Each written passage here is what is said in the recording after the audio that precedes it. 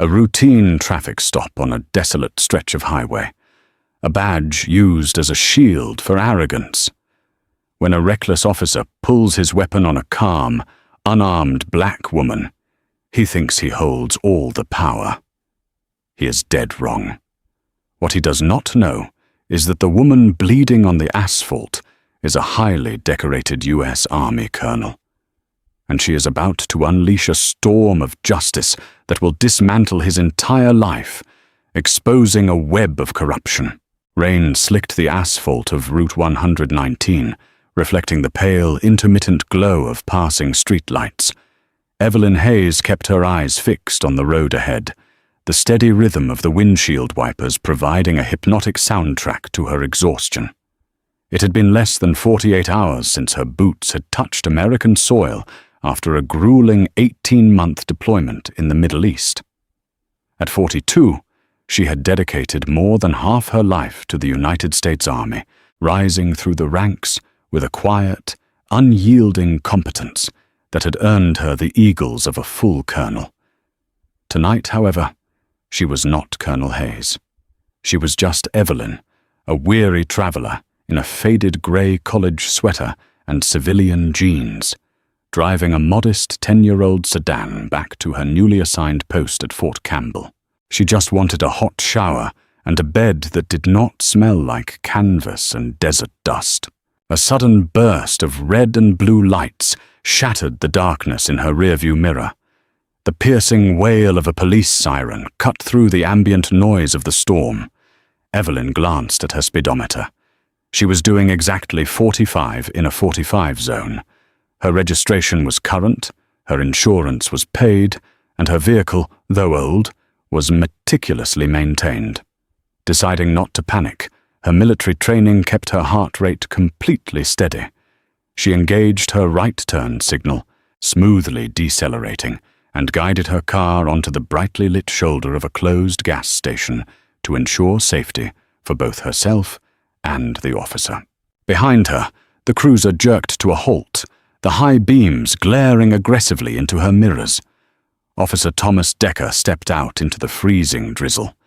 He was a man whose uniform always seemed a size too tight, matching a deeply entrenched ego that required constant validation.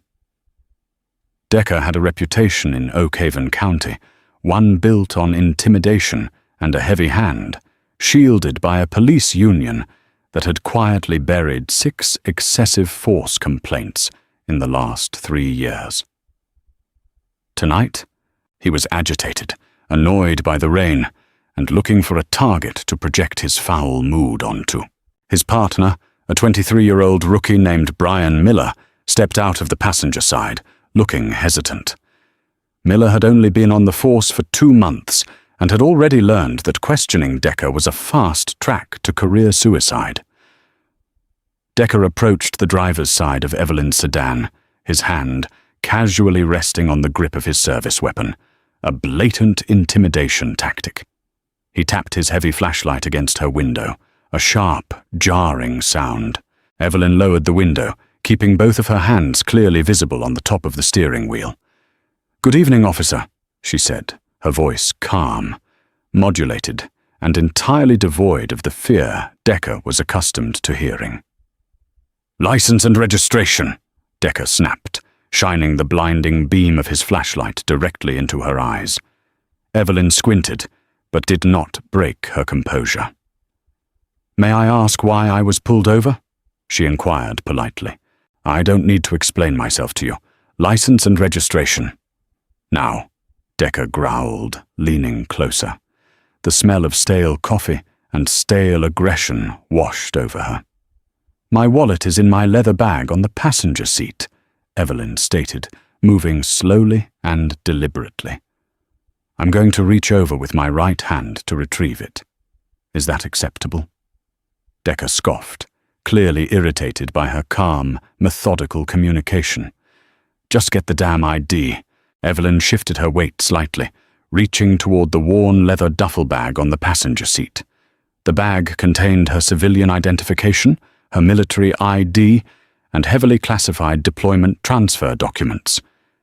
As her fingers grazed the zipper of the bag, the sudden glare of the cruiser's spotlight shifted, casting a strange shadow across the interior of the car. "I said get the ID!" Decker yelled, his voice suddenly spiking in pitch. For a man who sought control, Evelyn's total lack of intimidation was infuriating him. He wanted her nervous. He wanted her to beg. "I am opening the bag now," Evelyn said, her tone taking on the firm, authoritative edge she usually reserved for panicked young lieutenants in combat zones. "Stop moving," Decker screamed, stepping back and unholstering his weapon in a single, jerky motion. Rookie Officer Miller, standing near the rear bumper, flinched. "Tom, what's going on?" Miller called out, his voice cracking. "Show me your hands! Show me your hands!" Decker shouted, pointing the barrel of his Glock directly at Evelyn's head. Evelyn froze immediately. She knew exactly how volatile a poorly trained man with a gun could be. She slowly raised both of her empty hands, palms facing the officer, moving away from the bag. "My hands are visible. I am unarmed. I am not a threat." "You were reaching for something." Decker's chest heaved. The situation had escalated entirely inside his own head, fueled by his unchecked biases and fragile authority. "I was reaching for the identification you requested," Evelyn replied, her voice remaining impossibly steady, though a cold anger was beginning to pool in her chest. "My hands are in the air. I'm going to step out of the vehicle if you want to search the bag yourself. Don't you move a muscle." Decker's finger was inside the trigger guard. He was trembling. The rain continued to fall, slicking his grip. Evelyn looked him dead in the eyes. She had faced down insurgent ambushes and mortar fire, and now she was staring down the barrel of a terrified, incompetent local cop in her own country. "Officer," she said, her voice cutting through the rain with pure, unadulterated command. "Lower your weapon. You are escalating a non-lethal traffic stop. Lower it now." That authoritative command, the tone of a superior officer giving a direct order, snapped Decker's fragile ego. He did not process the logic. He only processed the defiance. A deafening crack echoed through the wet night air. The glass of the driver's side window shattered outward in a brilliant explosion of safety glass.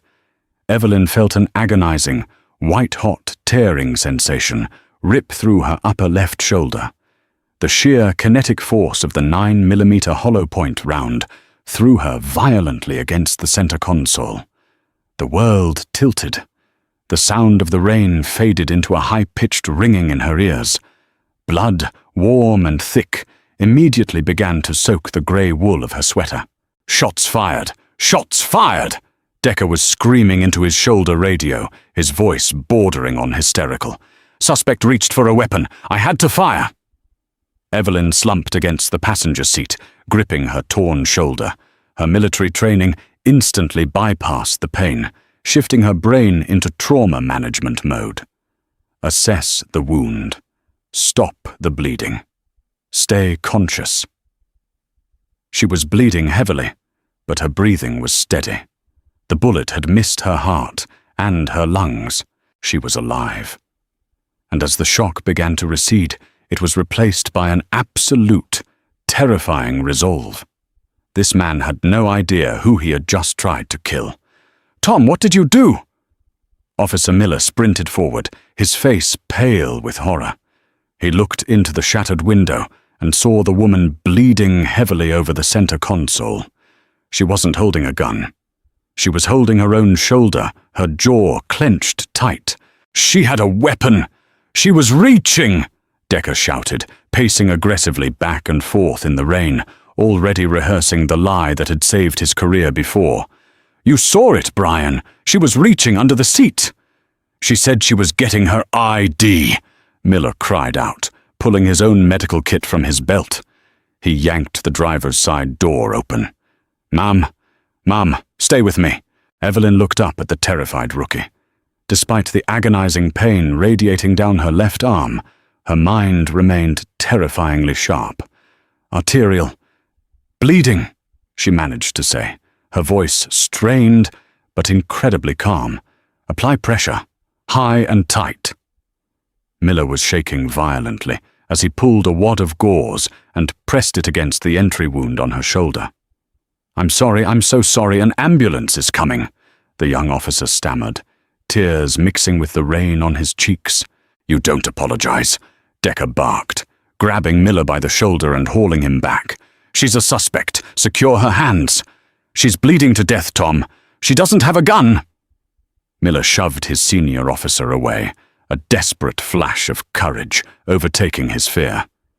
He turned back to Evelyn, pressing hard on the wound. Evelyn locked eyes with Miller. Look in the bag, she whispered, her vision beginning to blur at the edges. Green folder. Before Miller could reach for the bag, the wail of approaching sirens filled the air. 2 more cruisers screeched into the gas station parking lot, followed closely by an ambulance. Chaos erupted. Paramedics shoved the police officers aside, dragging Evelyn onto a gurney. They worked frantically, calling out blood pressure readings and heart rates, their hands slick with her blood. Decker stood by his cruiser, turning off his body camera with a subtle click. He pulled Captain Richard Caldwell aside as soon as the commanding officer arrived on the scene. Caldwell was a grizzled 20-year veteran who cared more about the department's public image and pension fund than actual justice. What happened, Decker? Caldwell asked, in a low, gravelly voice. Routine stop. Busted tail light.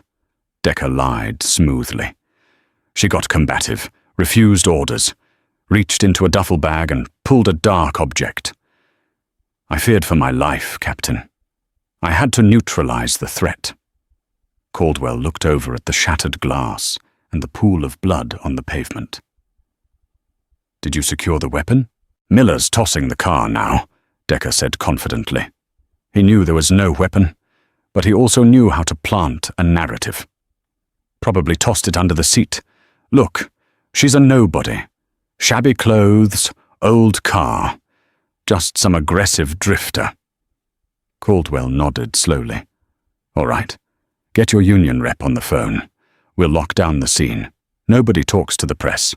Meanwhile, the ambulance hurtled toward Oak Haven Memorial Hospital. In the back, the paramedics were struggling to stabilize Evelyn's blood pressure. We need to cut the sweater to get to the exit wound, one of the medics shouted over the rumble of the engine. He took a pair of heavy trauma shears and sliced through the thick grey wool of her collar, pulling the fabric aside. The medic froze. Resting heavily against Evelyn's collarbone, stained with her own blood, was a set of dull silver military dog tags. The medic read the stamped metal. Hayes, Evelyn M. 06/Colonel U.S. Army. Oh my God, the medic breathed, his eyes widening. He looked down at the woman whose life he was trying to save. She's a colonel. Evelyn's eyes fluttered open for a brief second. Secure. My bag, she rasped. Classified. Documents. Then she slipped into unconsciousness. By the time Evelyn was wheeled into emergency surgery, Captain Caldwell had already set the department's spin machine into motion. A press release was drafted. An Oak Haven police officer was forced to discharge his weapon during a tense traffic stop involving an uncooperative and hostile suspect. They placed a police guard at the door of Evelyn's recovery room, effectively classifying her as a prisoner under arrest for assaulting an officer. Back at the precinct, Decker was sitting in the break room, drinking bad coffee and laughing with another officer. I'm telling you, man, these people think they can just ignore commands, play stupid games, win stupid prizes.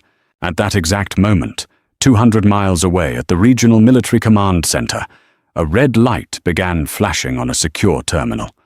Colonel Evelyn Hayes had failed to check in upon her arrival in the sector. Standard protocol dictated a trace on her encrypted mobile device. The GPS coordinates pinged directly inside the surgical ward of Oak Haven Memorial Hospital. Major David Lawson, Evelyn's fiercely loyal executive officer, stared at the screen. He knew Hayes better than anyone. She was a tactical genius who survived 2 IED explosions and a direct siege on a forward operating base. She didn't just end up in civilian hospitals. Lawson made 3 phone calls. The final call was to General Arthur Campbell at the Pentagon. 4 hours later, the sun was just beginning to rise over the dreary town of Oakhaven. Captain Caldwell was asleep at his desk when the sound of heavy diesel engines rattled his office windows. He groaned, rubbing his eyes, and walked over to the blinds. His blood ran entirely cold. Pulling into the small municipal parking lot of the Oakhaven Police Department were 3 heavily armored black military SUVs, flanked by 2 Army CID, Criminal Investigation Division, tactical transports. Heavily armed, unsmiling military police officers in full tactical gear poured out of the vehicles, immediately securing the perimeter of the civilian police station. Major Lawson stepped out of the lead SUV, his uniform pristine, his face carved from granite. He bypassed the stunned desk sergeant and marched directly toward Caldwell's office, kicking the door open before Caldwell could even reach for the handle. "Captain Caldwell?" Lawson demanded, his voice a lethal, vibrating baritone. "Who the hell are you? You can't just barge in here." Caldwell sputtered, instinctively dropping his hand toward his belt. 2 CID officers immediately stepped into the room, their hands resting on their sidearms, their eyes daring Caldwell to make a move. Lawson stepped forward, tossing a heavily redacted federal warrant onto Caldwell's desk. "I am Major David Lawson, United States Army Criminal Investigation Division. 4 hours ago, one of your men discharged a firearm into the chest of my commanding officer, Colonel Evelyn Hayes. You have exactly 30 seconds to hand over all body cam footage, dash cam footage, and the officer responsible, or I will dismantle this entire precinct brick by brick." Caldwell stared at the warrant, his stomach dropping into a bottomless abyss. The nobody drifter, the uncooperative suspect. They had just shot a highly decorated colonel of the United States Army, and the wrath of the federal government had just arrived on their doorstep. Captain Richard Caldwell had spent 2 decades building a fiefdom in Oakhaven.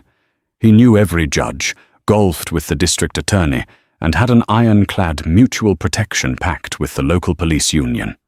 But looking into the cold, dead eyes of Major David Lawson, Caldwell realized that his local power meant absolutely nothing. The federal government had just breached his walls, and they were not asking for permission to enter.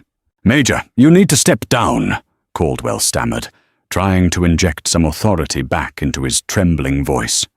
He stood up, puffing out his chest, a futile gesture against the heavily armed CID agents flanking the doorway. "This is a local jurisdiction. You have no right to storm my precinct. Whatever happened out there is being investigated by our Internal Affairs Division. You cannot bypass due process." Lawson did not blink. He stepped closer, invading Caldwell's personal space. The height difference was only a few inches, but Lawson's sheer presence made him seem like a towering monolith. "Your officer shot a United States Army colonel who was transporting classified Level 4 Department of Defense materials," Lawson said, his voice dropping to a terrifyingly quiet register. "That immediately triggers federal jurisdiction under the National Security Act. Your jurisdiction evaporated the second Thomas Decker pulled his trigger. Now, where is the evidence room?" "You need a subpoena for our servers," Caldwell shouted, a bead of sweat tracing down his temple. "Martin Grigsby, our union president, is already on his way. You touch my officers, and we will sue the military into the Stone Age." Lawson gave a sharp, almost imperceptible nod to the CID agent on his right, Special Agent Sarah Jenkins. Jenkins, a former ranger who moved with lethal grace, unclipped a heavy steel breaching tool from her tactical vest. She walked straight past Caldwell, out of the office, and down the hall toward the server room. "Hey, you cannot go in there," Caldwell yelled, lunging forward. Lawson's hand shot out, grabbing Caldwell by the front of his uniform shirt and slamming him back down into his leather desk chair with bone-rattling force. "Sit down, Captain," Lawson commanded. "If you obstruct a federal military investigation involving classified intelligence, I will have you in federal lockup before your morning coffee gets cold. Now, give me the name of the shooter." "Officer Thomas Decker," a quiet, shaking voice said from the doorway. Lawson turned. Standing in the hall was rookie Brian Miller. His uniform was heavily stained with Evelyn's blood. He looked like a man who had seen a ghost, his face pale and his hands trembling. "Miller, shut your mouth!" Caldwell roared from his chair. Miller shook his head, looking directly at Lawson. "Decker shot her. I was there. She wasn't reaching for a weapon. She told us she was reaching for her ID. He panicked. And she told me to secure her green folder. I have it." Miller reached into his jacket and pulled out a blood-spattered, thick green military dossier, holding it out to Lawson. Lawson's expression softened for a fraction of a second as he took the folder, verifying the unbroken federal seal. He looked at the rookie's blood-soaked hands. "You applied the pressure to the arterial wound?" "Yes, sir," Miller whispered. "You saved her life, son," Lawson said firmly. He then turned to his radio. "Jenkins, secure the servers. Team 2, locate Officer Thomas Decker. Apprehend and detain." Down the hall in the precinct's break room, Thomas Decker was aggressively biting into a stale donut, laughing as he regaled a pair of dispatchers with his fabricated tale of heroism. "I'm telling you, she had this crazy look in her eye. You hesitate out there, you die. I did what I had to do." Standard textbook neutralization. The break room door did not just open, it was kicked off its hinges. 4 CID tactical officers swarmed the room. Before Decker could even drop his donut, let alone reach for his weapon, 2 heavily armored men grabbed him by his shoulders, slammed him face first onto the linoleum floor, and wrenched his arms behind his back. The sickening click of heavy-duty steel handcuffs echoed in the small room. "What the hell is this? Get off me!" Decker screamed, struggling violently against the immense weight of the military police officers pinning him down. "I'm a cop! You can't do this! Caldwell! Get Caldwell!"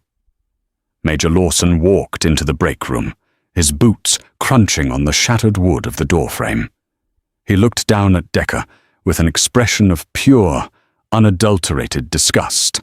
"Officer Thomas Decker," Lawson said, his voice echoing in the silent room. "You are being detained by the United States Army Criminal Investigation Division for the attempted murder of a commissioned officer of the United States Armed Forces. You are also being held on suspicion of treasonous interference with classified federal intelligence." Decker stopped struggling, the color entirely drained from his face, leaving him looking like a sick, pale ghost. "Commissioned officer? What are you talking about? She was a nobody. She was just some drifter." "The woman you shot is Colonel Evelyn Hayes," Lawson replied coldly. "She spent the last 18 months hunting terrorists in the Syrian desert, and she has more honor in her severed fingernail than you have in your entire miserable existence." No, there's a mistake," Decker began to hyperventilate, the horrific reality of his situation finally piercing his armor of arrogance. "She reached. She had a gun. Miller saw it. Check my body camera. It malfunctioned, but I swear she reached." "We already checked the servers," Agent Jenkins said, stepping into the room with a hard drive secured in an anti-static bag. "Your body camera was manually switched off 3 seconds after you fired the shot. But you forgot one thing, Decker. Your rookie partner forgot to turn his off. We have the whole thing in high definition." Decker let out a pathetic, whimpering sound, burying his face against the dirty linoleum. The indestructible shield of his badge had just been shattered into 1,000,000 unrecoverable pieces. "Get him out of my sight," Lawson ordered. "Transport him to the federal holding facility at Fort Campbell. Do not let him speak to anyone." As Decker was dragged out of the precinct, kicking and crying for a union representative who could no longer save him, Lawson turned his attention back to the rookie. "Miller, you are coming with us. You are the sole material witness, and this precinct is no longer safe for you." The federal takeover of Oak Haven Police Department was complete in less than 30 minutes. They stripped the evidence room, seized the digital servers, and humiliated the corrupt leadership in front of their entire staff. Karma had not just knocked on Thomas Decker's door, it had kicked it down with a steel-toed boot. The steady, rhythmic beeping of the heart monitor was the first thing Evelyn registered. The sound was familiar, grounding her in a reality she had woken up to more than once during her military career. The smell, however, was different. It lacked the pungent scent of canvas and iodine, typical of a field hospital. This room smelled of crisp, sterile linen and highly potent antiseptic. She slowly opened her eyes, immediately assaulted by the harsh fluorescent lights overhead. She blinked rapidly, her vision swimming before focusing on the acoustic tiles of the ceiling. A deep, throbbing agony radiated from her left shoulder, wrapping around her chest like a band of hot iron. "Welcome back, Colonel," a familiar baritone voice said softly from the corner of the room. Evelyn turned her head slightly, wincing at the pull on her neck muscles. Major Lawson was sitting in a rigid plastic visitor's chair, his posture perfectly straight, a tablet resting on his knee. He looked tired, the dark circles under his eyes betraying a sleepless night, but his expression was one of profound relief. "David," Evelyn rasped, her throat incredibly dry. She tried to swallow. "Status." Lawson immediately stood, pouring a small cup of water from a plastic pitcher and holding a straw to her lips. "You are at the secure medical wing of Walter Reed National Military Medical Center. We medevaced you out of Oak Haven Memorial the moment the surgical team stabilized your vitals. You took a 9mm round to the upper left clavicle. It shattered the bone and tore through the deltoid muscle. The surgical team had to use a titanium plate to rebuild the collarbone." Evelyn took a slow sip of water, letting the cool liquid soothe her raw throat.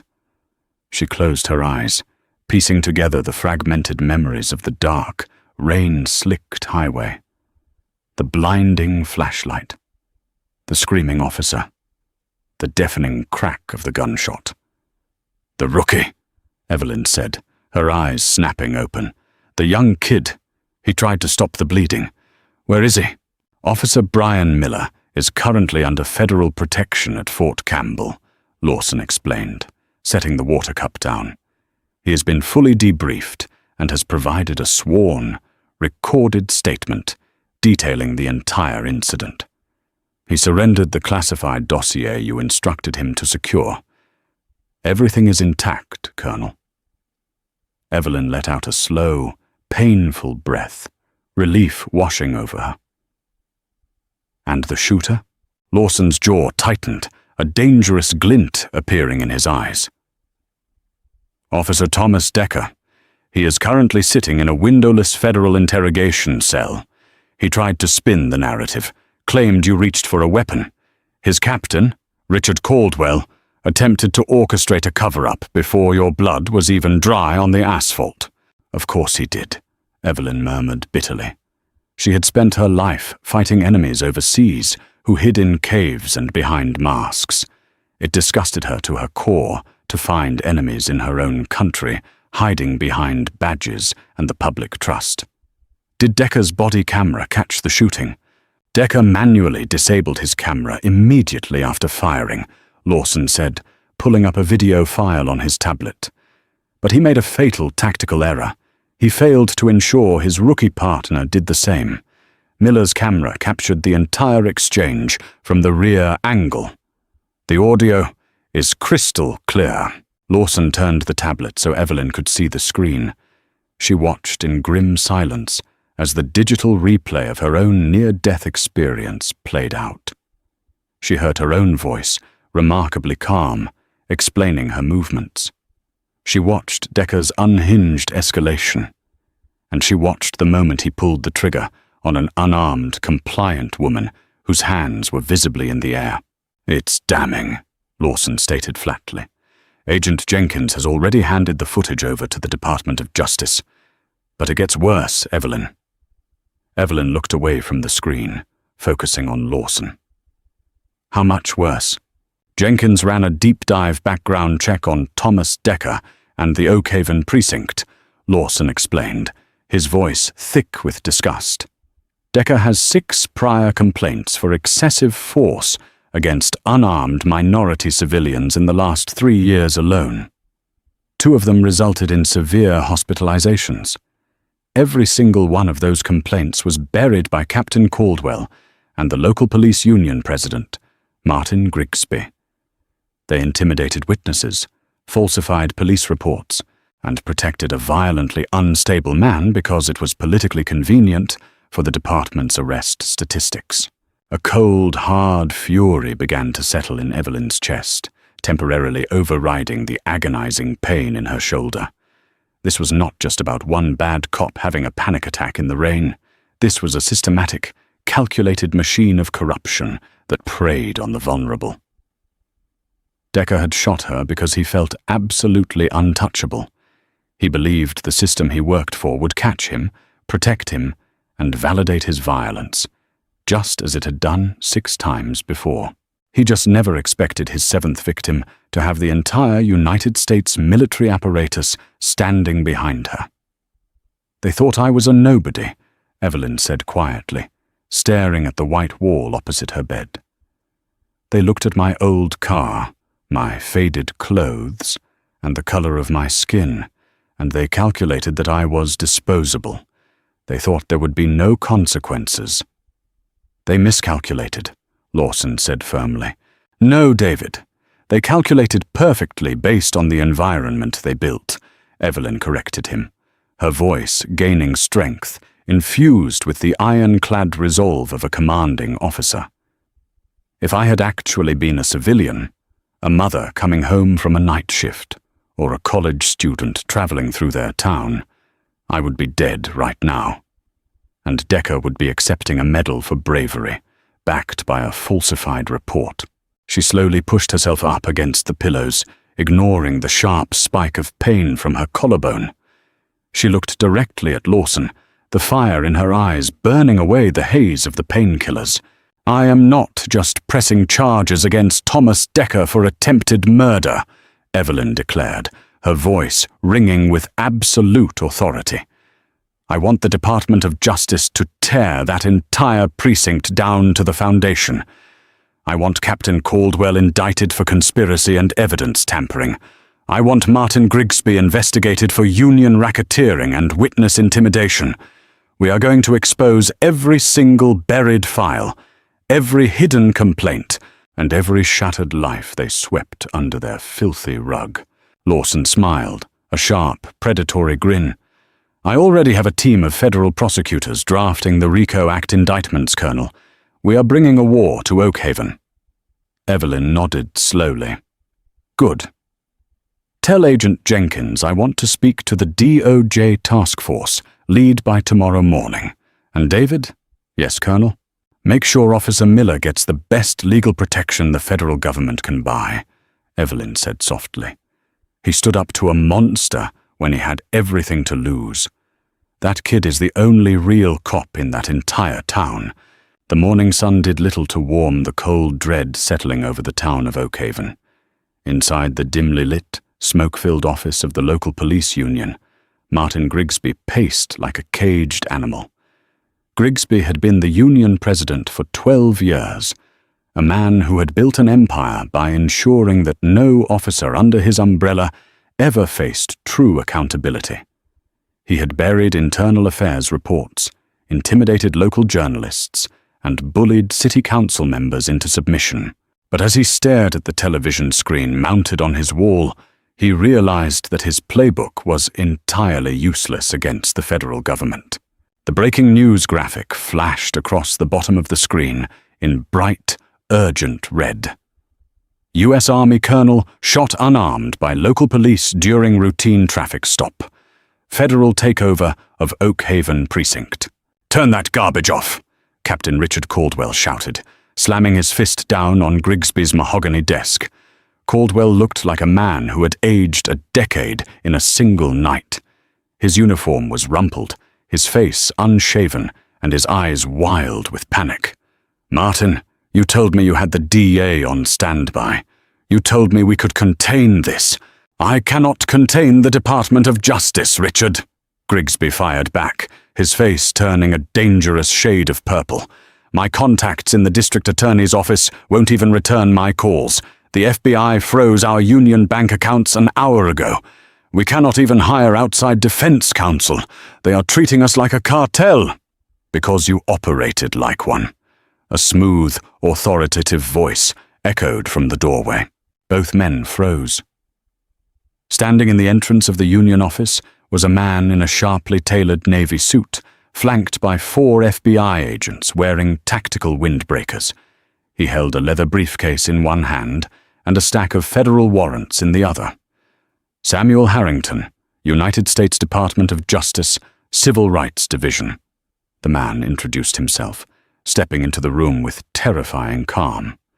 "Martin Grigsby, Richard Caldwell, you are both under arrest." Caldwell backed up against the wall, his chest heaving. "Arrest? For what? I wasn't even at the scene." "You are being charged under the Racketeer-Influenced and Corrupt Organizations Act, otherwise known as RICO," Harrington stated, his voice completely devoid of sympathy.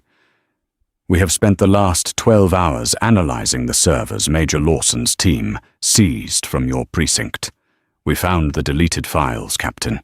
The 6 buried excessive force complaints against Officer Decker, the altered dispatch logs, the emails between you and Mr. Grigsby coordinating to the intimidation of civilian witnesses. You did not just cover up the attempted murder of Colonel Evelyn Hayes.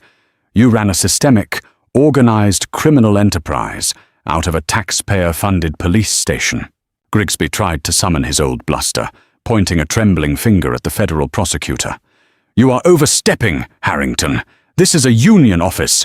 You have no jurisdiction to raid this building without a federal judge signing off."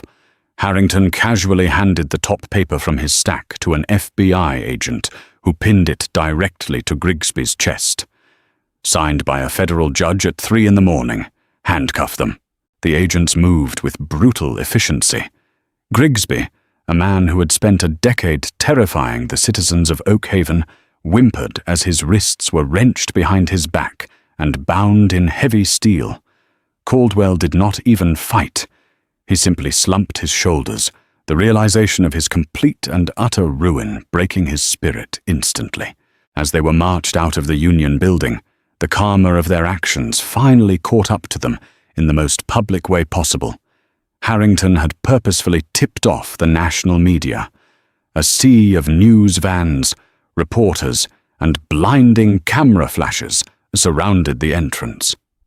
The local citizens of Oak Haven, many of whom had been victimized by Caldwell's corrupt precinct, stood on the sidewalks, watching in stunned silence as the 2 most powerful men in the county were shoved into the back of armored federal transport vehicles. 200 miles away, in her sterile room at Walter Reed, Evelyn watched the broadcast on a small flat-screen television. Major Lawson stood by the window, his arms crossed over his chest, a rare look of satisfaction on his usually stoic face. "They look smaller on television," Evelyn remarked softly, adjusting the sling that held her left arm immobile. The pain medication was making her groggy, but the sheer vindication of seeing the systemic rot pulled out by its roots kept her mind sharp. "Bullies always do when you take away their badges," Lawson replied, turning away from the window. "Harrington's team is tearing the precinct down to the studs." Every officer who participated in the cover-up is being suspended pending federal review. The governor has dispatched the state police to take over patrols in Oak Haven until the department can be entirely rebuilt from the ground up. And the previous victims? Evelyn asked, her brow furrowing with concern. The people Decker hurt before me? Harrington is reopening every single case, Lawson assured her. Because of your actions, 6 innocent people who were beaten and silenced by Decker are finally going to have their day in court. They are safe now. Evelyn leaned back against her pillows, letting out a long, slow breath. She had taken a bullet, endured agonizing surgery, and faced down the barrel of a terrified man's gun. But as she watched Caldwell and Grigsby being driven away to a federal penitentiary, she knew, without a shadow of a doubt, that the pain was worth the justice it had purchased. The federal holding facility at Fort Campbell was practically designed to break a man's spirit. The walls of Interrogation Room 4 were made of reinforced concrete, painted a dull, soul-crushing grey. The fluorescent light above flickered with an irritating hum. There were no windows, no clocks, and absolutely no sense of the outside world.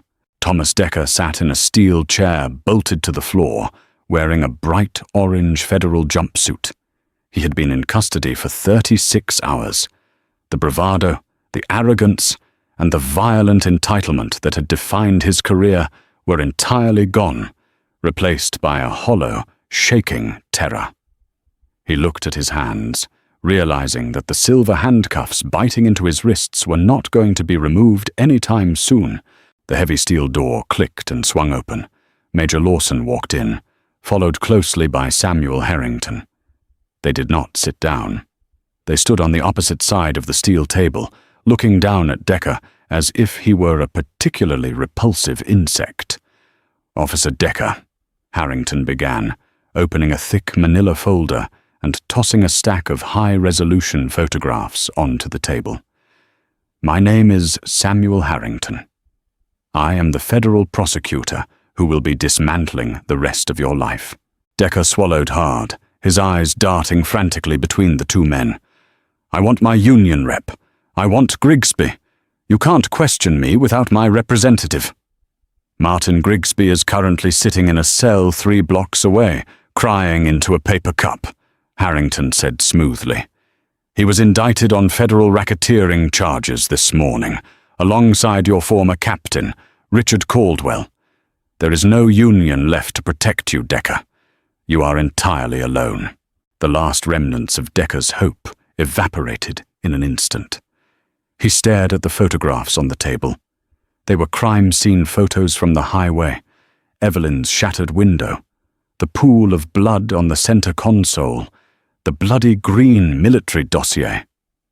"I thought she was reaching for a gun," Decker stammered, falling back on the only lie he knew, his voice cracking pitifully.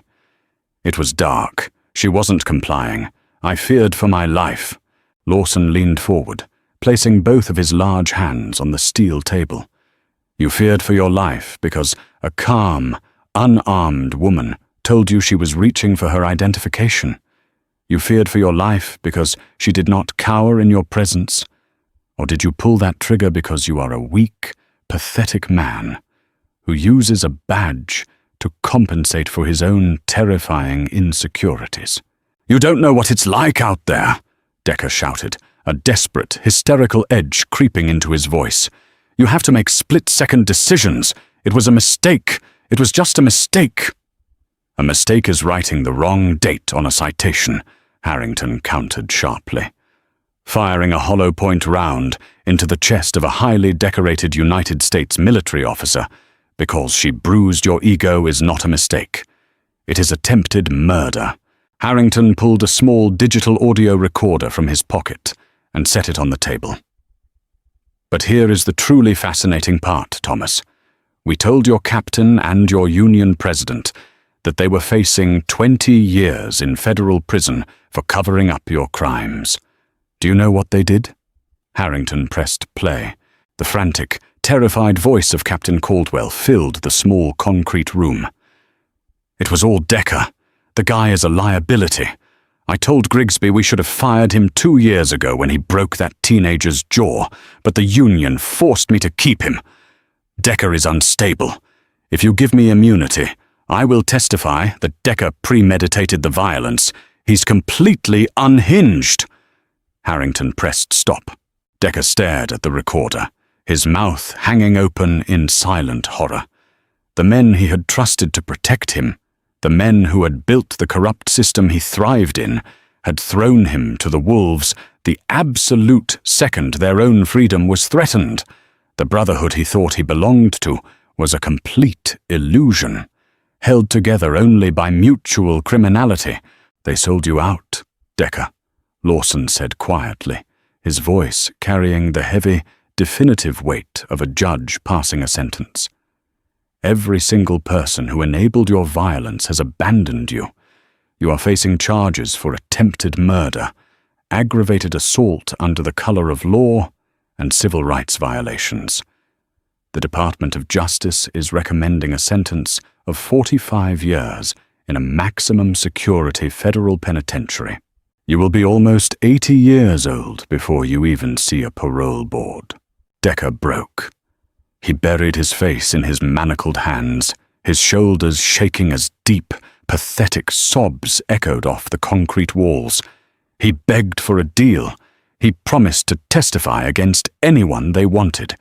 He cried for his mother, for his career, for the life he had just carelessly thrown away into the dark. "The United States government does not negotiate with domestic terrorists who shoot unarmed citizens," Harrington said coldly, gathering his files. "Enjoy the concrete, Thomas." As they walked out of the interrogation room, leaving the broken shell of a man weeping in the silence, Lawson felt his phone vibrate. It was a secure message from Walter Reed. Evelyn was awake, and she was asking for an update. Lawson typed back a single sentence. "The fortress has fallen." Meanwhile, in a quiet, heavily guarded hotel room in Washington, D.C., Brian Miller sat at a desk, looking over a set of application papers. Major Lawson had visited him the night before. Miller had assumed his career in law enforcement was over, that his association with Oak Haven would taint him forever. Instead, Lawson had handed him a recruitment packet for the United States Army Criminal Investigation Division. "You didn't freeze when the monster bared its teeth," Lawson had told the young rookie. "You applied pressure to the wound, and you secured the intelligence. The Army needs men who know the difference between legal authority and moral right. When this trial is over, we have a place for you." Miller picked up a pen, signing his name at the bottom of the federal application. From the ashes of a deeply broken system, a new path had emerged. The karma that had destroyed Thomas Decker had simultaneously rewarded the one man who had chosen to do the right thing in the darkest of moments. The universe had balanced its scales 6 months later. The crisp autumn wind swept through the Capitol as Evelyn Hayes walked up the wide granite steps of the United States District Court. She no longer wore the faded civilian clothes from that terrible night. Today, she wore the impeccable, sharply pressed Army service uniform. The silver eagles on her shoulders gleamed in the sunlight, her chest heavy with ribbons detailing a lifetime of service, including her new Purple Heart. Her left arm moved a little stiffer than before, the titanium plate in her collarbone a permanent reminder of the violence. But her posture was absolute, unbroken, and fiercely proud. Major David Lawson walked in perfect step beside her, his uniform flawless. Behind them walked Special Agent Sarah Jenkins and Federal Prosecutor Samuel Harrington. They moved together as a single unit, parting the sea of reporters and flashing cameras gathered to witness the final chapter of the Oak Haven saga. Inside the massive courtroom, the air was thick with tension. Thomas Decker sat at the defense table, drowning in an oversized orange federal jumpsuit that made him look small and insignificant. His complexion was a sickly, pale gray from 6 months in solitary confinement. Beside him sat Richard Caldwell and Martin Grigsby, stripped of their glory, looking like hollow, defeated shells. "All rise!" The bailiff's voice boomed, echoing loudly off the high ceilings. Judge Thomas Kavanaugh took his seat, his stern gaze sweeping over the defendants before settling respectfully on Colonel Hayes. The trial had been swift and devastating for the defense. Armed with Miller's body camera footage, Caldwell's cowardly testimony against Decker, and a mountain of decrypted emails proving systemic racketeering, the defense never stood a chance. The jury deliberated for less than 3 hours before returning a unanimous guilty verdict on all counts. Today was sentencing, and Evelyn had specifically requested to speak. "Colonel Hayes," Judge Kavanaugh said, his voice softening just a fraction. "The court recognizes your right to deliver a victim impact statement. You have the floor." Evelyn stood up. The courtroom fell deathly silent. She did not walk to the podium. Instead, she stood firmly at her table, squaring her shoulders and locking her eyes onto Thomas Decker.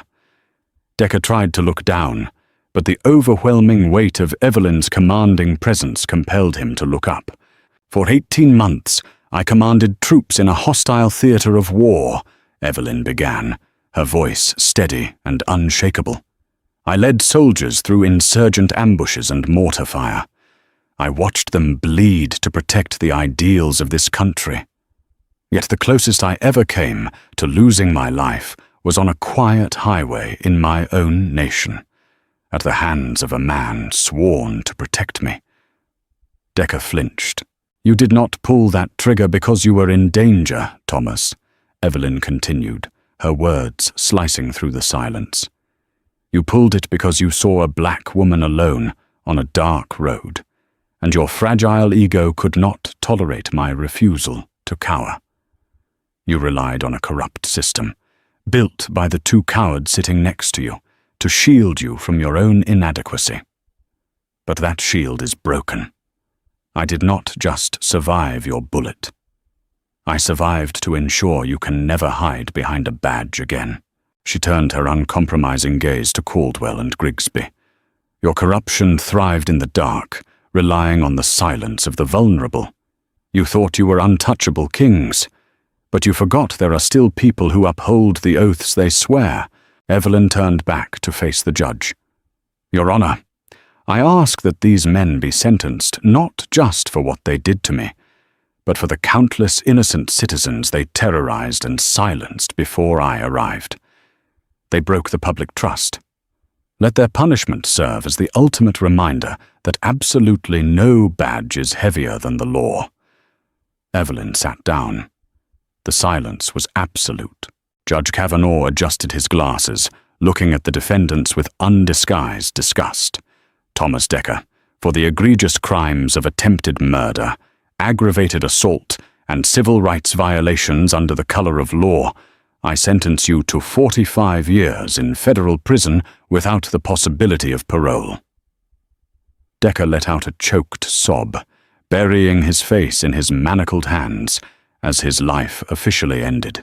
"Richard Caldwell, Martin Grigsby," the judge continued, "for racketeering, conspiracy, evidence tampering, and the systemic deprivation of civil rights, I sentence you both to 25 years in a maximum security federal penitentiary." The gavel fell with a definitive crack, echoing like a gunshot, but this time it was the sound of justice. U.S. Marshals moved in, hauling the broken men out of the courtroom. Their era of terror was permanently over. Outside, the autumn sun shone brightly. Evelyn took a deep breath of the crisp air, feeling a hard-earned sense of closure wash over her. Oak Haven was already healing. The DOJ had dissolved the old precinct, establishing a federally monitored police force. The 6 previous victims of Decker's violence had been awarded civil settlements, their records cleared, their voices finally heard. Major Lawson stepped up beside her, offering a rare, genuine smile. "It is finished, Colonel. The transport is waiting to take us back to base." Your promotion ceremony to Brigadier General is in 2 weeks, and the Pentagon wants you rested."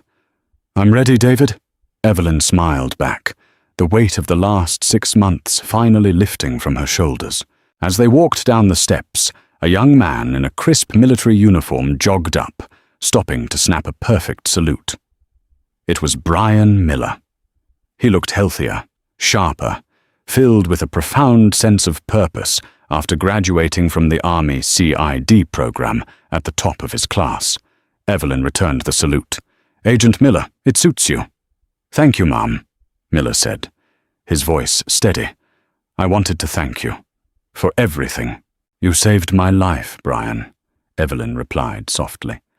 "And you chose the truth when a lie was easier. That is what makes a real soldier. Make us proud." "I will, General," he promised firmly. Evelyn turned and walked toward the waiting black vehicle, her head held high. A routine traffic stop had tried to break her, but it had only proven what she already knew. True power does not come from a gun or a badge. It comes from an unbreakable spirit, a commitment to truth, and the unwavering courage to stand in the storm until the darkness breaks. And as the car drove away, leaving the courthouse behind, the scales of karma rested perfectly, beautifully balanced once again. What an incredible journey of ultimate justice and resilience. Colonel Evelyn Hayes proved that true strength does not hide behind a corrupt badge. It stands firmly in the blazing light of truth. Her unyielding courage tore down an entire empire of corruption, proving that hard karma always collects its debts in the end. If this real-life story of justice, bravery, and the fight against a broken system inspired you, please hit that like button to show your support. Don't forget to share this video with your friends and subscribe to our channel for more dramatic stories where right conquers wrong.